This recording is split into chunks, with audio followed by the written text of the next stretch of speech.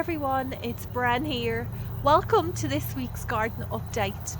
Before we get into it, I do want to acknowledge, which you will notice in a minute, that mostly the entire video has been recorded in the wrong format.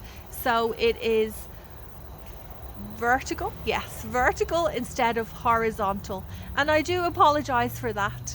Unfortunately, I just have not had the chance to make a proper video. So what I'm about to show you is one which I uploaded to my TikTok account. It is quite long and I hope you'll enjoy it. It's a really nice garden harvest, and then I'm going to use those produce to make a really delicious rustic hearty soup, which is something that I really wanted to make this week, especially with all the rain and the floods and the stress and everything else that's going on in the world. I think it did the job. Anyway, I hope you enjoy it. Please just sit back and relax for a few minutes and let's get into it now.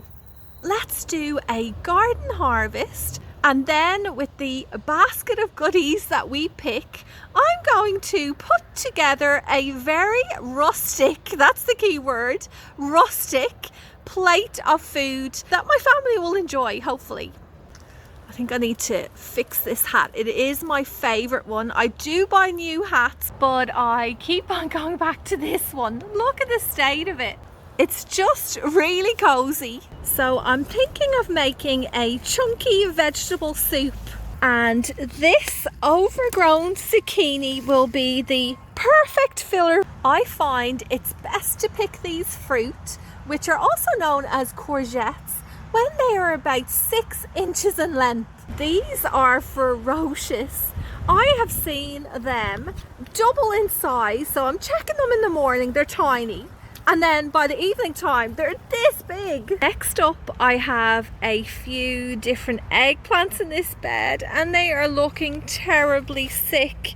They've been attacked by flea beetles, and all of this rain we received has just really not helped them at all. They're just starting to turn into a soggy mess.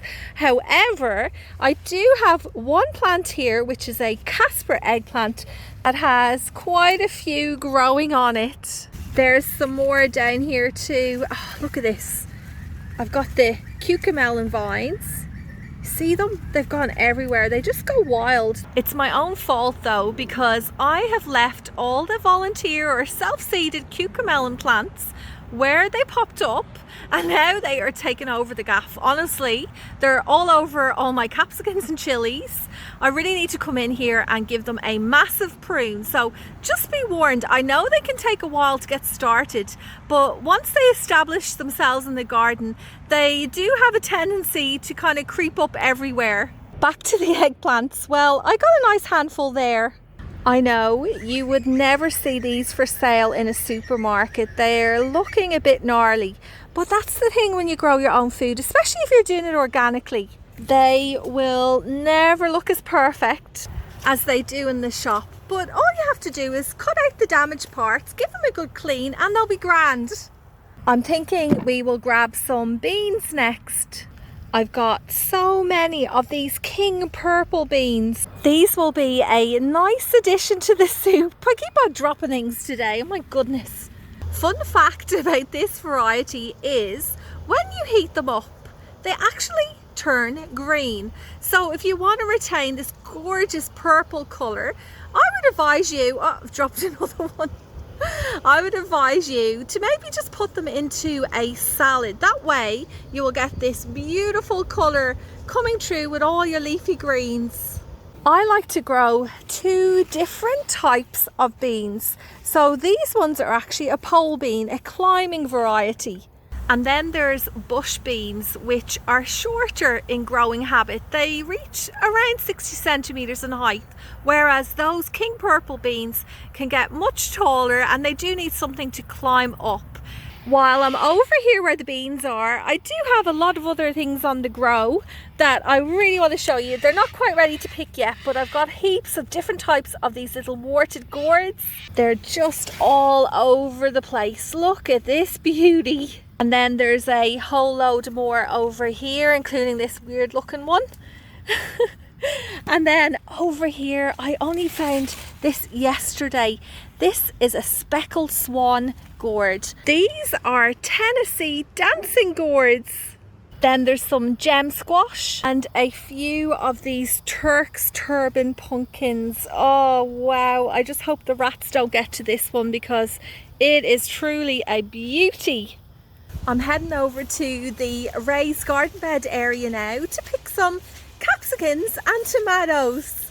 There's a bunch of these candy striped capsicums. Everything that I've shown you so far are fruits and vegetables that I can grow here during summertime, placed in nutrient rich soil. I believe that it's the soil which is key to a wonderful abundant garden.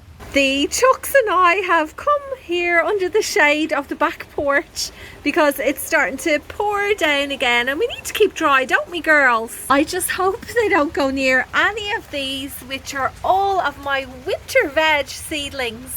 It is absolutely pouring down now, so I'm going to grab my umbrella, quickly run out there, grab a few tomatoes, a crookneck squash. I'll see you in a sec. I'm telling you, I'm feeling frustrated because my tomatoes have split with all of the rain. They're looking absolutely awful, and ones I just had a look at had those slugs all over them. Oh, I do have some inside. I think I'll use them instead. There's the slug I was talking about on this Lucid Gem tomato. Oh, hold on, I just touched it. Go away. The rain is absolutely pelting down. Let me grab some of this crookneck squash. Come on, off you get. I want to get inside. I reckon 2 is probably enough. This is what I just picked, and here is some more food from my garden which I picked the other day. So I'm thinking we'll just combine the 2 harvests into one big hearty rustic soup. I won't use these, which are lemon cucumbers. I don't think they'll work very well, and probably with all of these button squash, if I use the 3 of them plus all of these, it might be a bit of squash overload, so I might leave a couple of these out and just cut up some of the others. I'll go through a few of the extras that I'm adding into the soup. So these are called ram's horn tomatoes, a Lucid Gem tomato, a Berkeley tie-dye, a yellow capsicum, and a bunch of red ones. I've washed and chopped a lot of that food, but not all of it. I'll use up these leftovers in a different recipe. I've added all the vegetables into a pot with some water because unfortunately I don't have any stock at the moment, but I will add some more flavour now.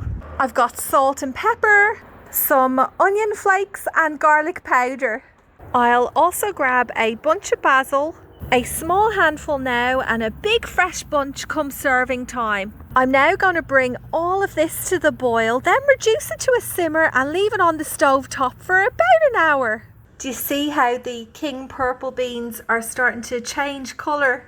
Okay, so we are almost done. Look how delicious that is. It's absolutely piping hot. It's now time for the fresh basil. A lot of this is actually lemon basil, which will add a lovely fresh citrus flavour. So I'll just stir that through. Oh, I wish you could smell this. It's amazing. I feel like I'm out camping. Let's see how this goes. One more scoop. It's a little bit hot. Here we go. Oh wow.